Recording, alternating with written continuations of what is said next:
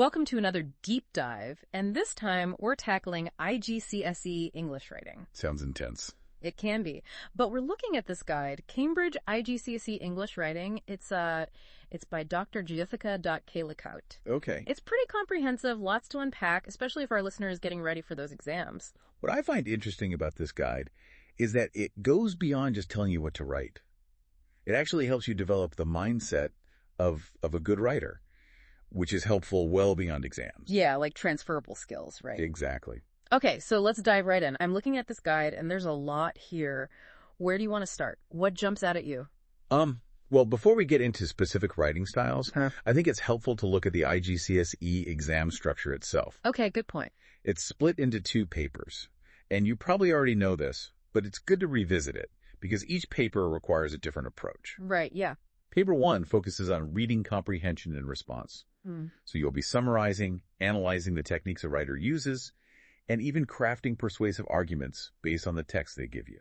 So you have to show that you can understand what you're reading. Right. But also use those insights to create your own arguments. Exactly. Interesting. Okay, what about paper 2? What's different about that one? Paper 2 is where you really get to unleash your creativity. Okay. This is where descriptive writing comes in, narrative writing, building your own world with words. But one thing to keep in mind with both papers is the time limit. Right. The guide really stresses time management as a key factor. Okay, no pressure then. Right. Oh. But seriously, what kind of time management tips does it give? Because I know I get lost in the writing and then suddenly time's up. Right. Yeah. One thing Dr. Laghate really emphasizes is understanding the word count expectations for each section. Okay. So if you know roughly how much you need to write, it can help you to allocate your time accordingly. Yeah, that makes sense. Don't get bogged down in perfecting one section. Right. If it means you're going to run out of time for others. It's about strategy as much as it is about writing skill. Right. Okay. Now, let's get into some of those writing styles. Persuasive writing, that's a big one, right? What does Dr. Laghate have to say about how to create a convincing argument? I always struggle with that. She breaks persuasion down into 3 key elements, which are logos, pathos, and ethos. Okay. And logos is all about appealing to logic, so using facts, statistics, reasoned arguments. Makes sense. Pathos is about connecting with the reader's emotions, so using vivid language and imagery. Okay. Storytelling, even to evoke feelings. Yeah. And then ethos is about establishing your own credibility as a writer. Got it. So showing you've done your research and you know what you're talking about. Okay, so it's like you're building a case, you're presenting evidence, you're connecting with the jury's emotions, and you're showing them that you're a trustworthy source. Exactly. It makes sense, but it also sounds like a lot to juggle. It is. Any tips for how to actually do all that at the same time? Well, there's a really helpful mnemonic in the guide, and it's a forest. A forest, okay. Yeah, so it stands for adjectives, facts, opinions, the rule of 3, emotive language, statistics, and talking directly to the reader. Oh, okay. I like that. I'm intrigued by the rule of 3. What's so special about the number 3? It's kind of leveraging a psychological principle. Oh, okay. Where when you repeat something 3 times, it emphasizes its importance. Yeah. And it makes it more memorable. Think of any famous speech, government of the people, by the people, for the people, or even advertising slogans. They use it all the time. That's a good point. It's simple, but powerful. Yeah, it's an aha moment. I've never realized there was a name for that, but I definitely see how it works. Right. Okay, so we've got our persuasive toolkit. What's next? Summaries.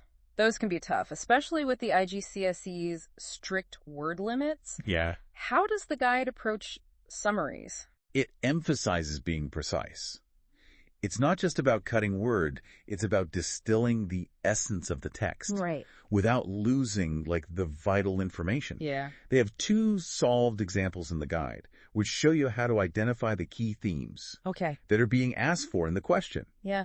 And then how to rephrase them concisely in your own words. So it's like creating a concentrated version of the original, just highlighting the most important points. Exactly. No rambling allowed. No rambling.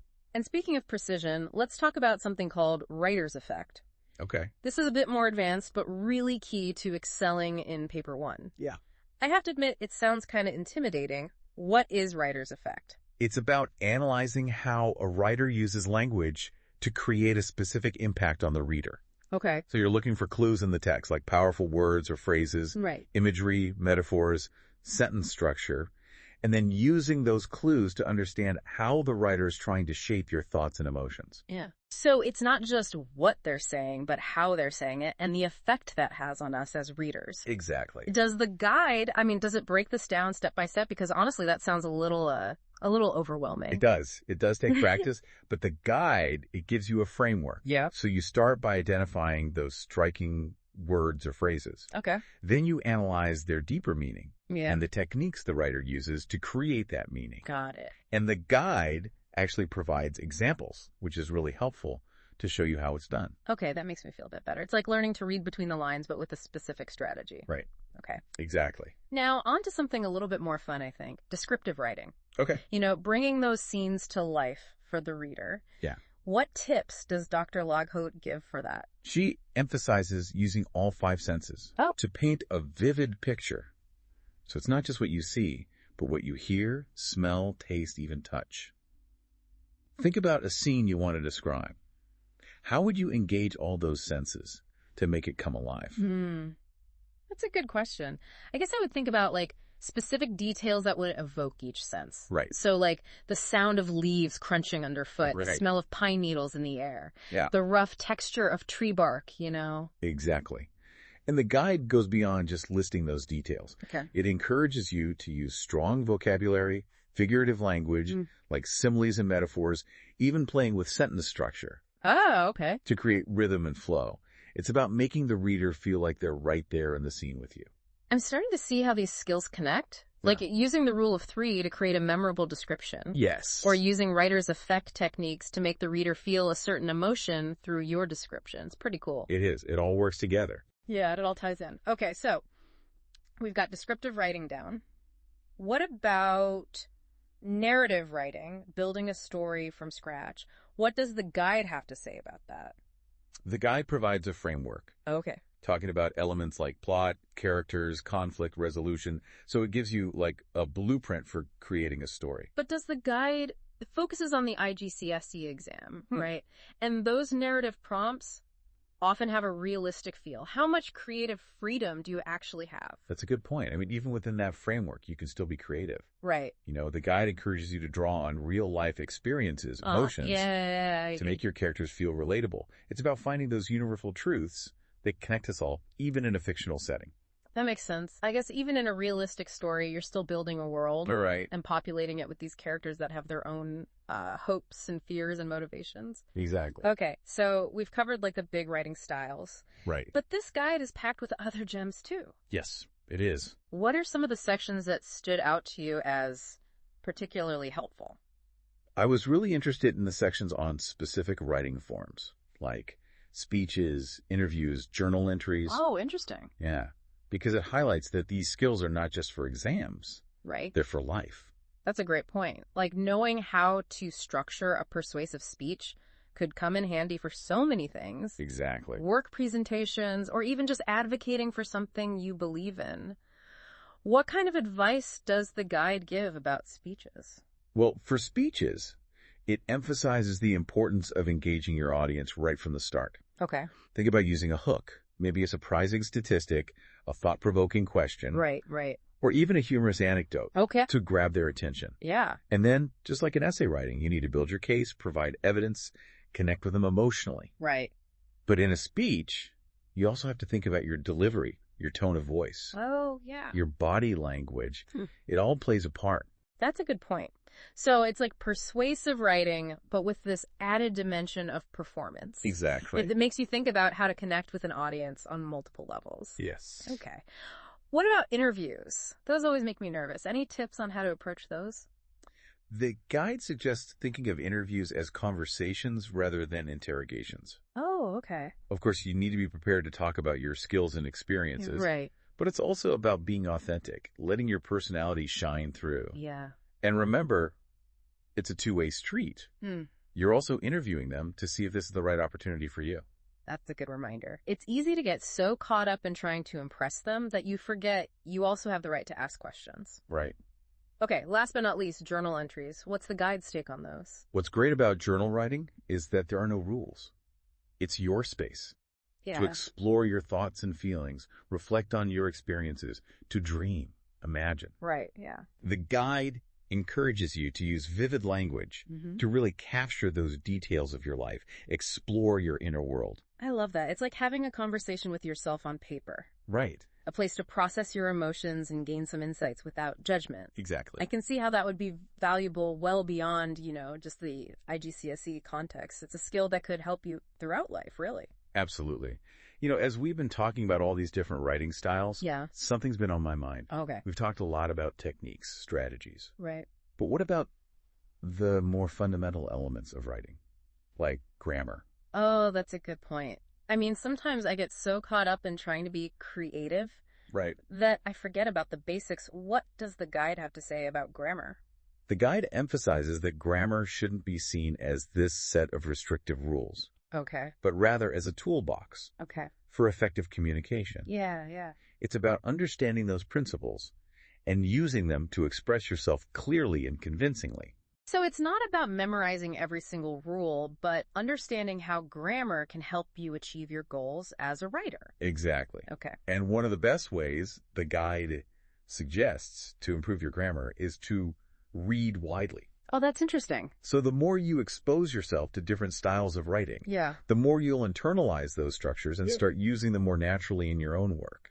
It's like learning a language by immersion. Right. You just surround yourself with it and it kind of seeps in. Exactly. And of course, practice is key as well. Right. The more you write, the more comfortable you become with those nuances. Yeah. The more confident you'll be. So we've journeyed through quite a bit of territory in this deep dive. We have. We explored the IGCSE exam structure, different writing styles, even touched on the importance of grammar.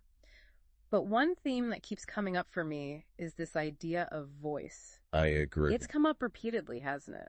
It has. It's like Dr. Laghate really emphasizes that strong writing isn't just about following rules. It's about finding your own unique way of expressing yourself. It's like she's saying, hey, you have something valuable to contribute to the world.